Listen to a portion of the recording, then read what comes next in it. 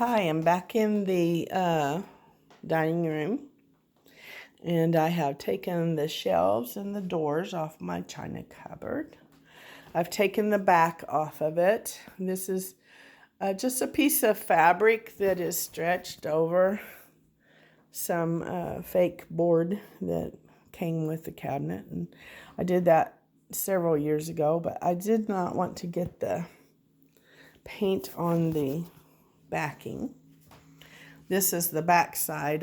I have the glass out, and I have the shelves out. I'm not sure how these come out. Anyway, I'm going to just paint around them, I guess. I've got my drop cloth on here. I've got my work clothes on. It drives me crazy when I watch people do a project in their nice clothes for a video. I am messy, and so I have my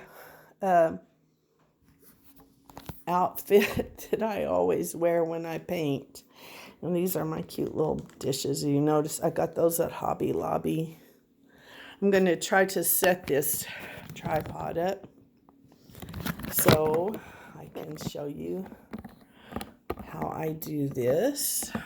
I am not a great videographer.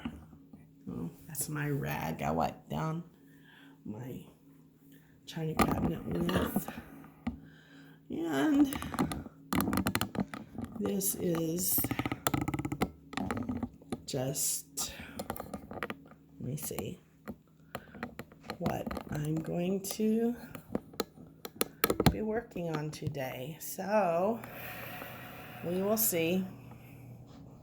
I don't know whether I should start at the top or the bottom. I guess I should start at the top because of the dripping toward the bottom. I need to move my shelves. Hi, this is me. I'm not fixed up today. I don't have makeup on, or my hair's not really fixed anyway. But you're not here to see me. You're here to see this process.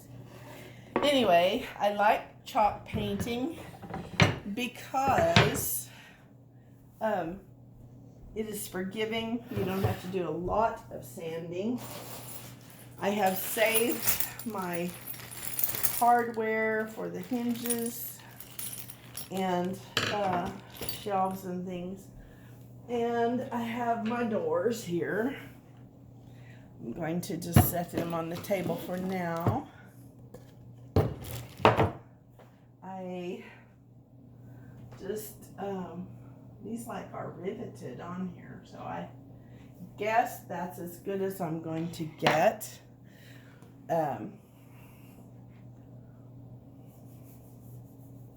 They're clean,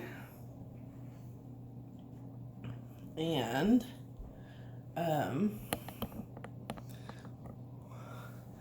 I've wiped down the cabinets and I've cleaned them as well as I can.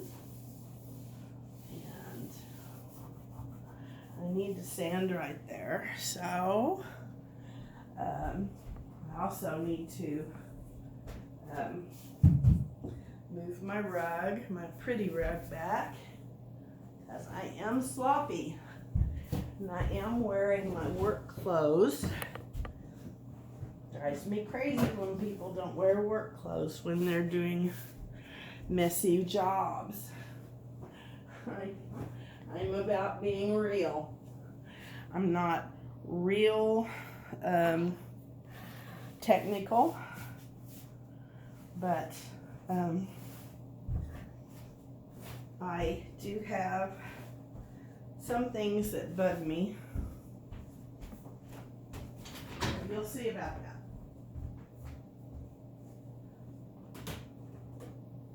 Okay.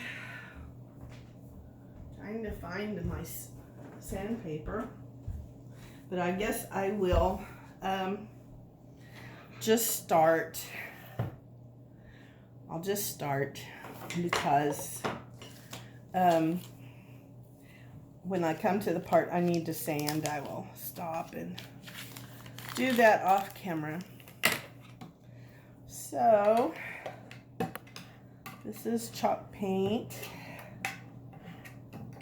and you notice I have a lot of different colors on my shirt. I've done a lot of different projects.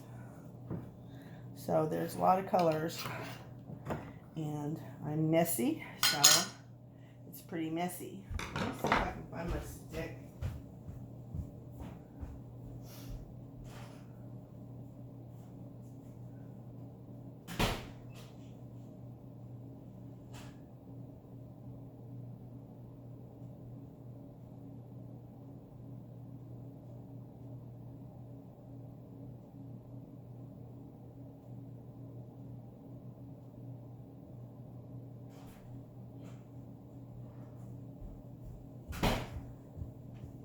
I'm sorry, this is going to be a boring one, but this is, I don't have a stir stick like from the lumber yard, but I do have a shim that's left over from a project, and so I'm using this shim to stir my chalk paint.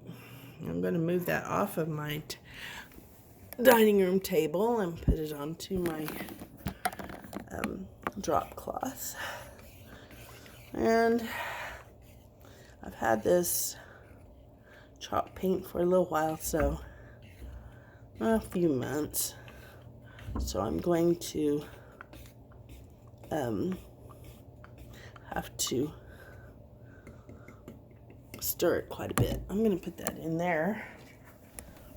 I don't like to waste paint, so I'm going to take paint off of the stir stick and kind of get it going here.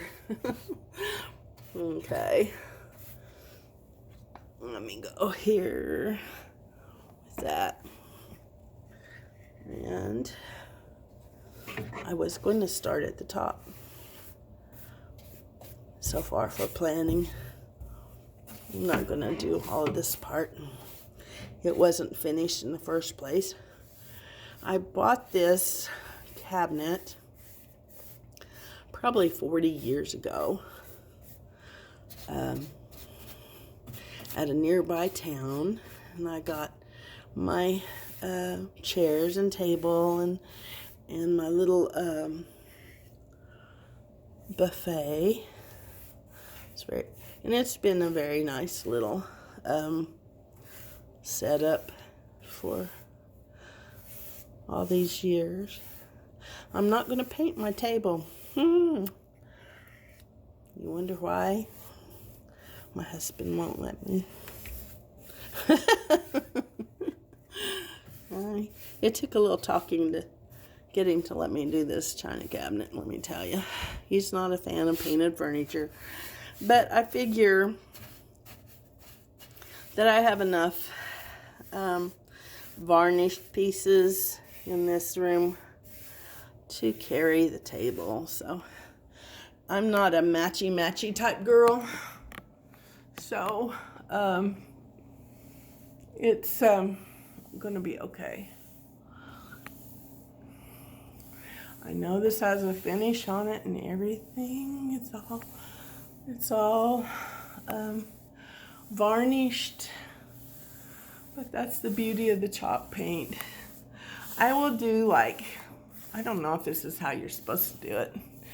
I did read instructions the first time, but sorry about that.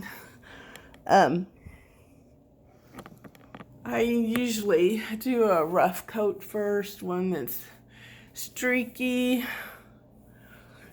and then I follow it up with a better coat.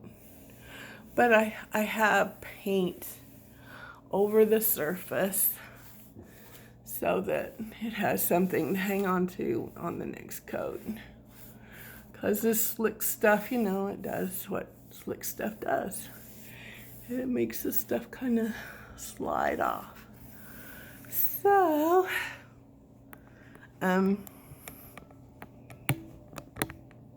know that this could seem like a tedious video, but if you're bored and you like to watch boring stuff and you get some kind of satisfaction out of it, you can watch, or you can fast forward, or you can turn it off. If this is helpful to you at all, you can subscribe to my channel. I do a little bit of all kind of crafts, and I do a little bit of sewing. I do quilting a little bit, and I do a lot of stuff, but I'm a master of none. Can you imagine that?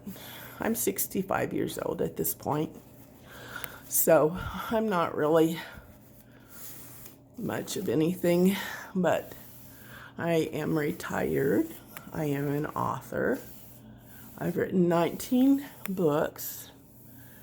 16 of them are historical fiction, and 3 of them are, well, one of them's a children's book, and one of them is a devotional book, and one of them is a book that's true, crazy stories about my life and the situations that are cringeworthy, I guess, in our,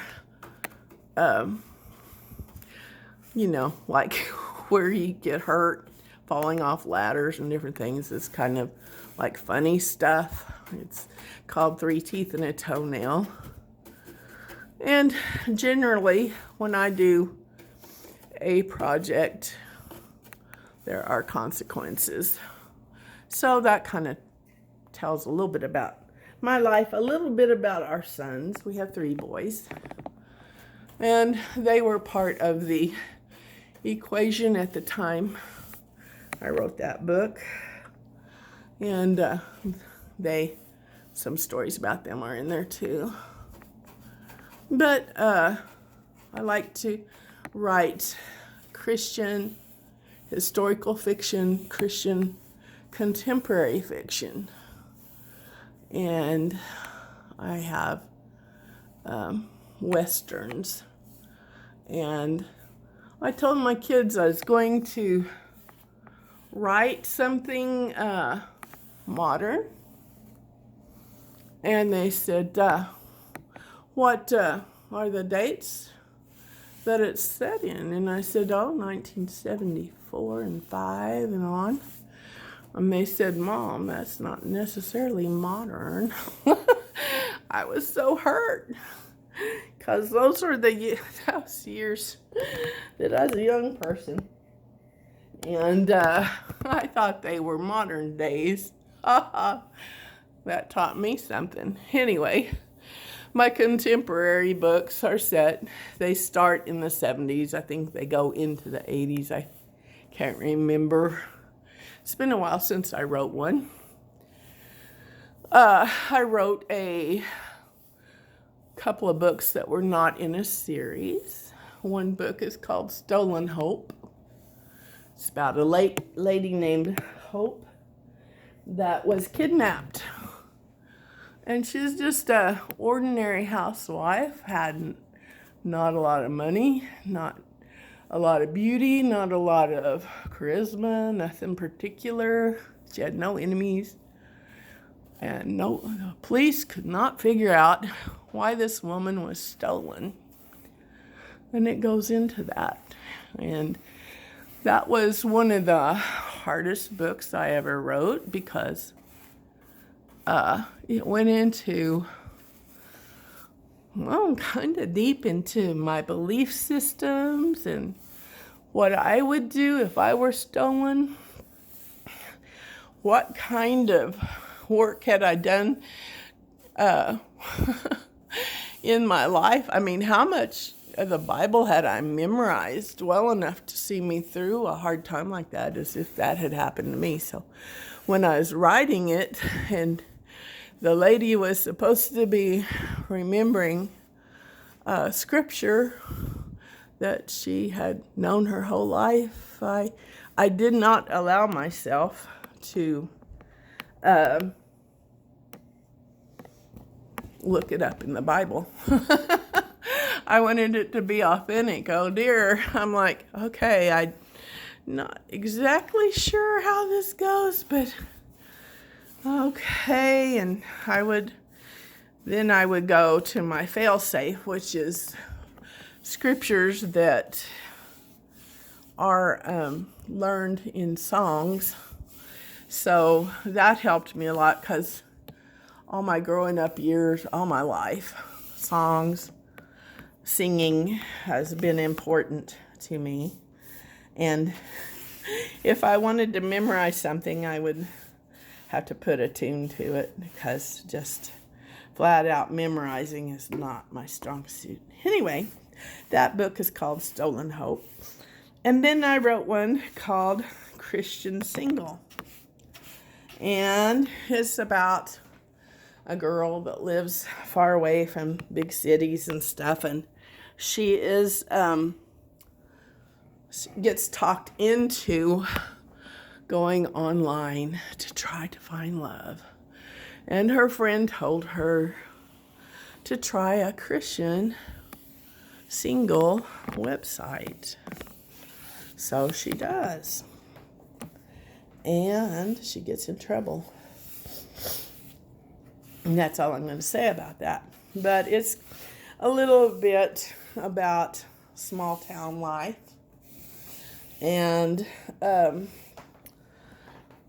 how people react to people that don't have a steady boyfriend or husband. And, just kind of the trials and everything that goes on with that. So that's what Christian Single is about. So you can kind of see what my technique is going to be.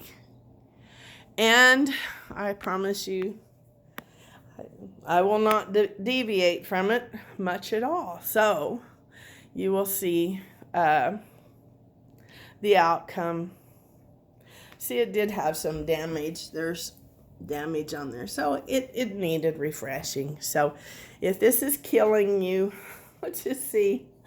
I still have my table and chairs and my other things that are wooden, and varnished and everything. So I will shoot another short video of what it looks like when it's finished. And I will talk to you later. Bye-bye.